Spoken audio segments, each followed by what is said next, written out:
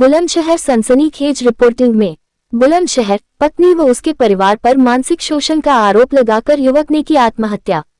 सपा की अम्बेडकर वाहिनी का प्रदेश सचिव बताया जा रहा है। मानसिक तनाव में मौत को गले लगाने वाला सोहित। आत्महत्या से पहले सोहित ने वीडियो बनाकर पत्नी व उसके परिवार पर लगाए गंभीर आरोप।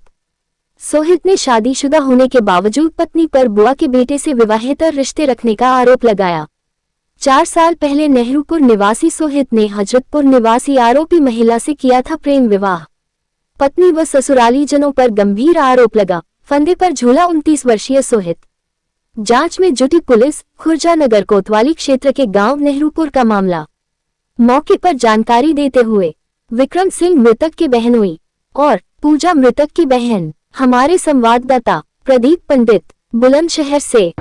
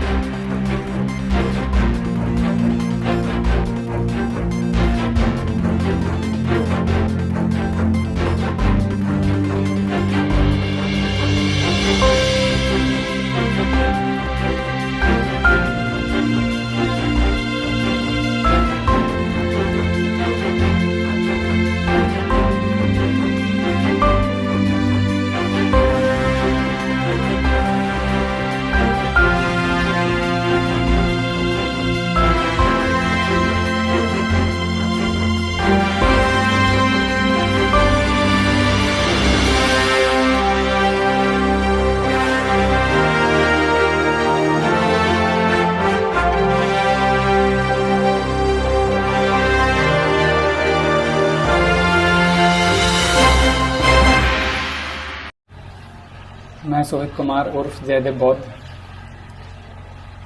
जल्दी सुसाइड करने वाला हूं, क्योंकि मैं मजबूर हो चुका हूं मेरी पत्नी की तरफ से और मेरे ससुराल वालों की तरफ से।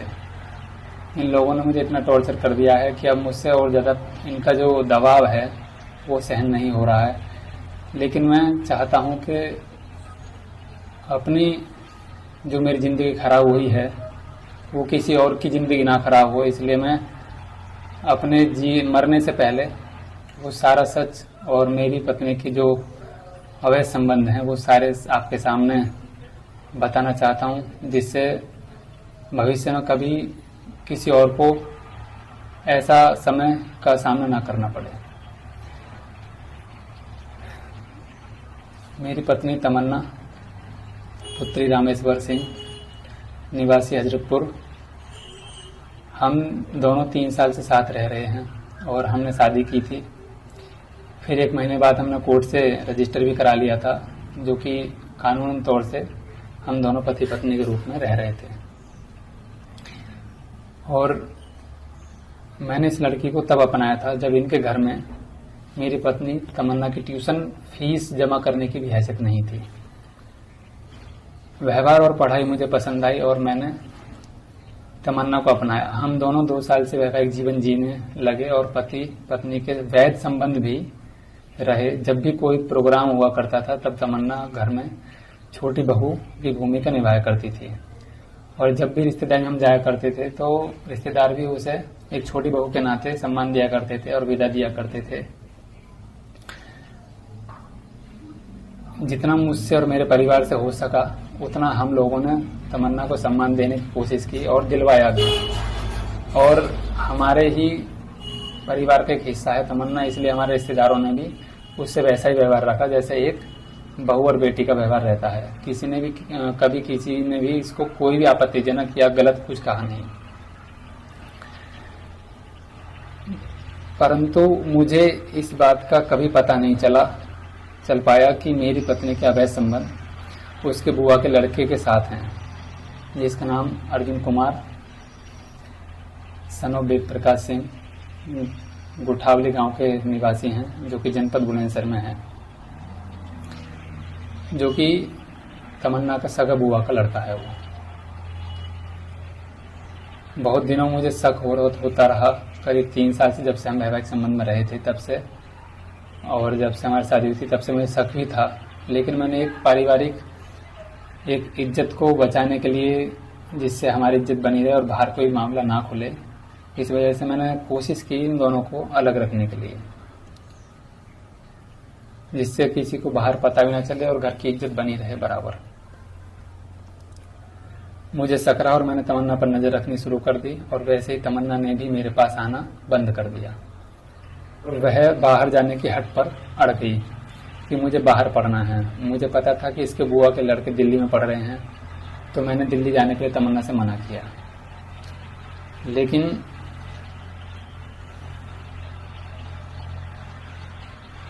तब हम दोनों में आपसी मतभेद हो गए और तमन्ना ने दिल्ली से अपने कोचिंग का ट्रांसफर नोएडा सेक्टर, जिससे वह अर्जुन से आसानी से मिल सके। और जबकि अर्जुन दिल्ली में नहीं गाजियाबाद में रह रहा था। मुझे जानकारी गलत मिली थी कि वो दिल्ली में रह रहा था और इसी वजह से मैंने तमन्ना से रोक टोक की कि आप दिल्ली नहीं जाओगी, लेकिन उसने मेरी एक ना मानी।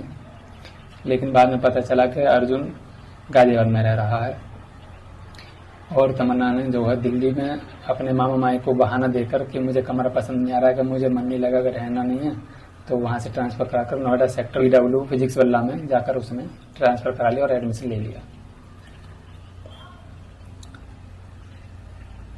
जिससे वह अर्जुन से आसानी से मिल सके। और जबकि अर्जुन दिल्ली में नहीं गाजियाबाद में रह रहा था। जानकारी के मुताबिक उसके कहने पर तमन्ना ने मुझे तलाक के लिए दबाव बनाया और उसके भाई जतिन और अभय ने मुझे तमंचे के बल पर डराया, धमकाया और मेरी शादी के सारे फोटो और वीडियो मेरे घर आकर मेरी आंखों के सामने जला दिया और तलाक के लिए दबाव बनाया और कहा कि अगर इसके बारे में किसी को भी पता चला तो अंजाम बुरा होगा। तब मैंने डर और दहशत के कारण तलाक के लिए हाँ कर दिया और साइन कर दिए। कुछ दिन बाद मैंने अपने शक के दायरे में अपनी पत्नी की जीमेल आईडी अपने फोन में लॉगिन की, जो कि मैंने ही बनाई थी और उसका पासवर्ड ही मुझे पता था। और वह आईडी उसी पासवर्ड से खुल गई, क्योंकि तमन्ना ने उसका पासवर्ड चेंज नहीं किया था और वह आईडी जो है खुल गई। फिर उसी के जरिए मैंने तमन्ना की जीमेल आईडी खोलनी चाहिए, वो इंस्टाग्राम आईडी तमन्ना बौद्ध के नाम से चला रही थी और मैंने उसकी प्रोफेशनल अकाउंट एक और बनाया था, जिससे कि वो अपने इंस्टाग्राम के माध्यम से अर्निंग कर सके। तो उसमें था तमन्ना की डायरी। तमन्ना बौद्ध का जो मेन पेज था वो तो खोला नहीं, तमन्ना की डायरी ये उसका प्रोफेशनल अकाउंट खुल गया। जबकि तमन्ना ने उसका नाम चेंज करके माई फेव डोरीमोन लिख दिया था नाम उसका, और उसी के माध्यम से वो अर्जुन से उसमें चैट कर रही थी।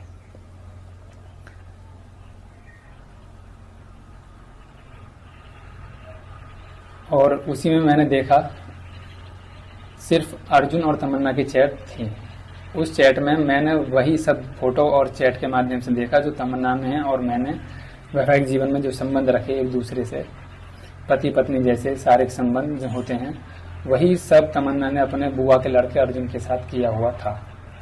कुछ फोटो उसने शेयर किए थे, कुछ चैट करी थी, कुछ उसने अपने प्राइवेट फोटो भी शेयर किए हुए थे। तो उस समय उन्हें देख मेरे हाथ और पैर कांपने लगे और रोना आ गया। मेरा दिमाग काम करना बंद हो गया और वह चैट पर वेनिस मोड लगा हुआ था। एक बार चैट पढ़ने के बाद तुरंत डिलीट हो गई। तब मैंने फिर व्हाट्सएप के माध्यम से तमन्ना से संपर्क करना चाहा और उसकी हरकतों के बारे में बताया, तो उसने मुझे सब जगह से ब्लॉक कर दिया। तमन्ना ने व्हाट्सएप पर मुझे ब्लॉक कर दिया और मैंने तमन्ना को व्हाट्सएप पर मैसेज लिखे थे कि मैंने तमन्ना वो तुम्हारा भाई है, तुमने ऐसा गलत क्यों किया और क्यों मेरी जिंदगी बर्बाद की। तो उसने मुझे व्हाट्सएप से ब्लॉक करके जीमेल से अपनी पासवर्ड चेंज करके जीमेल आईडी हटा दी और दोनों जो तमन्ना बौद्ध और तमन्ना की डायरी वाले जो उसने नाम चेंज करके माई फेव डोरीमोन का जो अकाउंट बना रखा था वो दोनों उसने डिलीट कर दिए। 8 अगस्त की बात है, 8 अगस्त को उसने डिलीट करे तो 1 महीना लगभग लगता है परमानेंट डिलीट होने में। तो अभी वो रिकवर की जा सकती है, क्योंकि 8 अगस्त से 8 सितंबर तक लगभग टाइम होगा 30 दिन होने का, या 7 सितंबर तक, तब तक रिकवर हो सकती है वो चैट और पता चल सकता है कि तमन्ना का असली चेहरा क्या है और उसका असली चरित्र क्या है, जिससे उसका भी चरित्र पता चले और उसके जो बुआ का लड़का उसका भी पता चले, जिससे भविष्य में कोई भी आगे ऐसा कदम ना उठाए जिससे किसी की जिंदगी बर्बाद हो। और उस समय मेरे पास से सारे अकाउंट उसके हट गए थे। तब मैंने उसके भाई को बुलाया था, अभय कुमार को। पूजा, आप थाने आई हैं, क्या हुआ था आपके भाई के साथ में? मेरे भाई की तमन्ना नाम की लड़की से कोर्ट मैरिज हुई थी। 4 साल से उसके साथ रह रही थी। उसका सारा खर्चा पानी मेरा भाई उठा रहा था। अब उसके घर में पता हो गई तो उसके मम्मी पापा ने सबने मना करा और मेरे भाई पे जोर जबरदस्ती करी। मेरे भाई ने कल फांसी लगा ली। मेरे भाई को इंसाफ चाहिए बस। कल उन्होंने वीडियो भी वायरल किया। वीडियो, हाँ, आत्महत्या करने से पहले आधे घंटे पहले उसकी सारी वीडियो उसने वायरल कर दी। क्या चाहती हैं आप? मेरे भाई को इंसाफ चाहिए बस मुझे। क्या वो जो महिला है तमन्ना, वो उसको मैं जेल भेजना चाहती हूँ। तमन्ना को, उसने मेरे भाई की जान ले ली। मेरा नाम विक्रम सिंह है। कहाँ से आए हैं आप और क्या मामला है थाने में? हम नेहरूपुर चुंगी से आए हैं। ये एक हमारा साला है सोहित नाम। कोर्ट में उन्होंने किसी लड़की से, तमन्ना नाम की लड़की, एक हजरतपुर को उसके कोर्ट मैरिज कर ली थी। परिवार वाले राजी नहीं थे तो उनके परिवार वालों ने उसको नाजायज प्रेशर बना के मानसिक प्रताड़ित करके उसको और उसको धमकी देकर और उसकी सुपारी देकर मारने की बहुत ज़्यादा कोशिश करी, लेकिन वो डर और दहशत के माहौल में जी रहा था। उसके बाद उसने कल 15 अगस्त को शाम 4 बजे के आसपास उसने फांसी लगा दी। उन्होंने वीडियो भी वायरल किया। हाँ, उन्होंने वीडियो वायरल की अपनी बनाकर, सारे सबूत उसमें दिए हैं। लड़की का नाम, जिस लोगों ने उनको प्रताड़ित किया है और जिस लोगों ने उसके साथ गलत किया है, सबके नाम है। हम चाहते हैं कि वो सभी लोग जेल जाएं, उनको कठोर से कठोर कार्रवाई हो।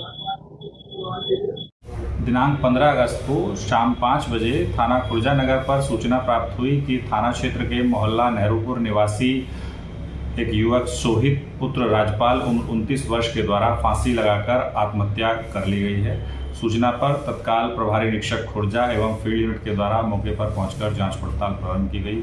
शव को कब्जे में लेकर पंचायतनामा एवं पोस्टमार्टम की कार्रवाई कराई गई है। मृतक युवक सोहित के भाई रोहित के द्वारा आज दिनांक 16 अगस्त को एक तहरीर थाना खुर्जा नगर पर दी गई है, जिसमें उसके द्वारा बताया गया है कि मृतक युवक ने अपने फेसबुक अकाउंट पर एक वीडियो पोस्ट की है, जिसमें मृतक युवक ने अपनी पत्नी एवं ससुराली जनों पर मानसिक रूप से प्रताड़ित किए जाने का आरोप लगाया है। तहरीर के आधार पर थाना खुर्जा नगर पर सुसंगत धाराओं में अभियोग पंजीकृत करते हुए अग्रिम विधिक कार्रवाई की जा रही है।